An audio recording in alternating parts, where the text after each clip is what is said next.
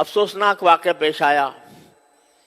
اتنا بڑی مسجد، مدینہ مسجد طارق روڈ کے اوپر، میں تو سمجھ رہا تھا 25-30 سال، ایسے اندازہ لگایا تھا، پتہ چلا کہ 40 سال سے قائم.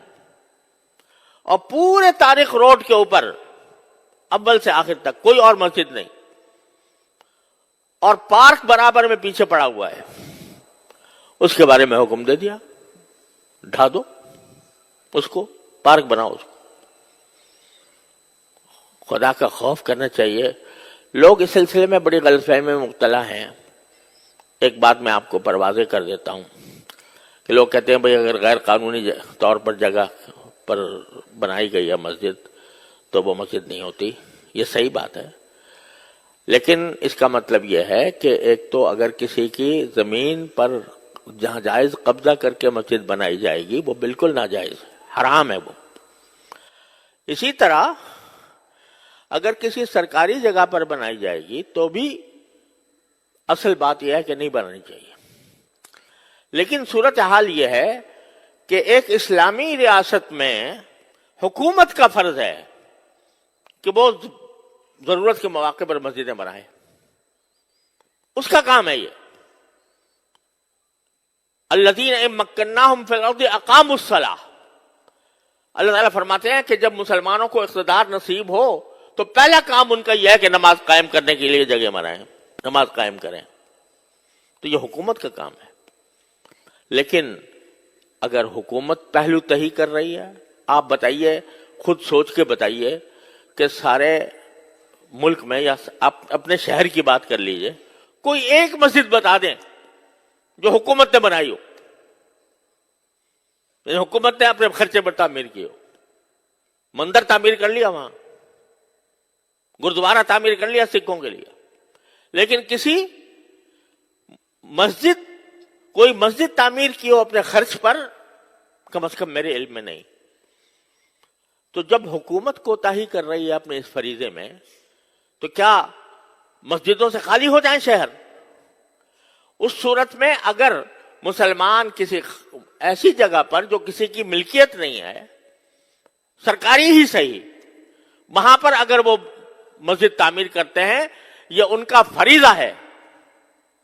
اگر حکومت نہیں کر رہی تو مسلمانوں کا فریضہ ہے کہ مسجدیں بنائیں.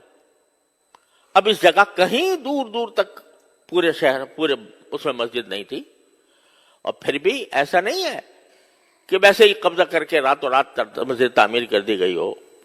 واقعہ یہ ہے کہ وہ اس کے لیے انہوں نے سوسائٹی کی اجازت لی، بلڈنگ کنٹرول اتھارٹی سے نقشہ پاس کرایا، اور اس کے بعد وہ مسجد بنی، اور 40 سال سے چلی آ رہی ہے.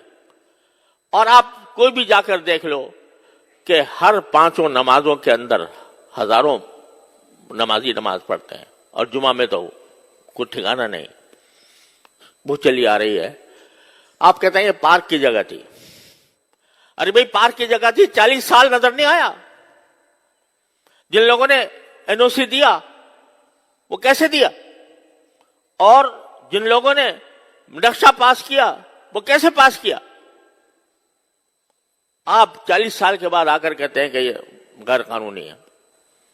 اور میں نے وہ فیصلہ دیکھا جس فیصلے کے تحت یہ بات کہی گئی ہے. افسوس ہوتا ہے کہ اتنا بڑا مسئلہ، اور مشکل سے میرے خیال میں 20 سطروں میں لکھا گیا ہے، 22 سطروں میں. صرف اتنا ہے کہ کمیٹی کا ایک ممبر ہمارے سامنے پیش ہوا، اور اس سے ہم نے پوچھا کہ بھئی اس کی کیا قانونی کوئی اجازت آپ کے پاس ہے؟ اس نے کہا جی میرے پاس تو نہیں ہے. اب ایک ممبر ہے کمیٹی کا، کوئی صدر بھی نہیں، سیکریٹری بھی نہیں، مسجد کا متولی بھی نہیں. اس سے پوچھ لیا، اس نے کہا جی میرے پاس تو نہیں ہے. کہنے کا معلوم ہو گیا کہ کوئی نہیں ہے، لہذا اس کو 1 ہفتے کے اندر ختم کر دو. تو بڑا افسوسناک قسم کی بات ہے. اور عدالتی آداب کے بھی، عدالتی جو طریقہ کار ہوتے ہیں اس کی بھی پوری رعایت نہیں کی گئی. تو ان کا فرض ہے کہ وہ اس پر نظر ثانی کر کے اس فیصلے کو واپس لیں. اور اس کے بارے میں آواز اٹھانا یہ صرف علماء کا کام نہیں ہے. ہر بات میں یہی بولیں بھئی مسلمان بھی تو ہیں، وہ ہر مسلمان کے ذمہ ہے کہ وہ اس بارے میں قانون کے دائرے میں رہ کر، قانون کے دائرے میں رہ کر، لا قانونیت ہم نہیں چاہتے، ہم نے کبھی بھی لا قانونیت کی ترغیب نہیں دی، لیکن قانون کے دائرے میں رہتے ہوئے اس کے خلاف آواز بھی اٹھائیں، اور جو عدالتی طریقہ کار ہے نظر ثانی کا، وہ نظر ثانی کا طریقہ اختیار کریں۔ تو یہ ہر مسلمان کا فرض ہے۔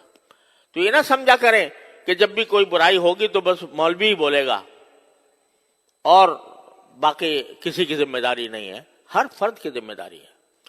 اور اگر یہ سلسلہ چل نکلا مساجد کو گرانے کا تو پتہ نہیں کہاں جا کر اس کی انتہا پہنچے گی۔ تو اس کو خیال کرنا چاہیے۔ اللہ تبارک و تعالیٰ اپنے فضل و کرم سے ہمیں اس امت کی جو اصل خاصیت ہے کہ امر بالمعروف اور نہی عن المنکر، شریعت کے دائرے میں رہ کر، اور الحمدللہ ہمارا قانون بھی اور آئین بھی کوئی اس کے تحفظ دیتا ہے، تو اس کے دائرے میں رہ کر اس کے بارے میں جتنا کسی مسلمان سے ہو سکے وہ کرنا چاہیے۔ وآخر دعوانا الحمدللہ۔